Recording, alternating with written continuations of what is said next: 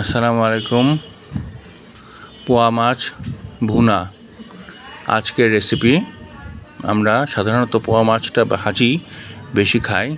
এটা যে ভুনা টমেটো দিয়ে ধনেপাতা দিয়ে রান্না করা যায় সেটা আজকে থেকে দেখাবো। আশা করি এভাবে রান্না করলে আপনাদের বেশ ভালো লাগবে।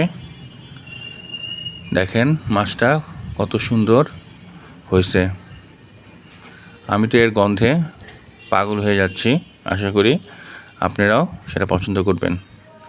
মাছটা রান্নার জন্য প্রথমে মাছটাকে পরিষ্কার করে এর মধ্যে হলুদ, লবণ, মরিচ দিয়ে 10-15 মিনিট ম্যারিনেট করে রাখবো যাতে মশলাটা ভিতরে ঢুকে।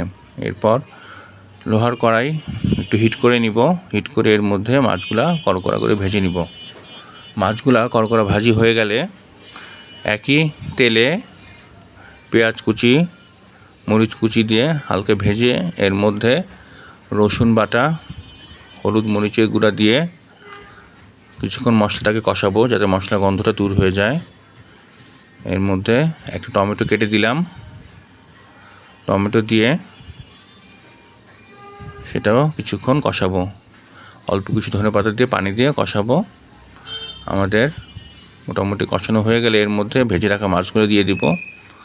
মাছগুলো যাতে মশলা ঢুকে একটু, এই জন্য ঢেকে রাখতে পারেন 10 মিনিটের মতো। আমাদের তরকারিটা মোটামুটি হয়ে গেছে।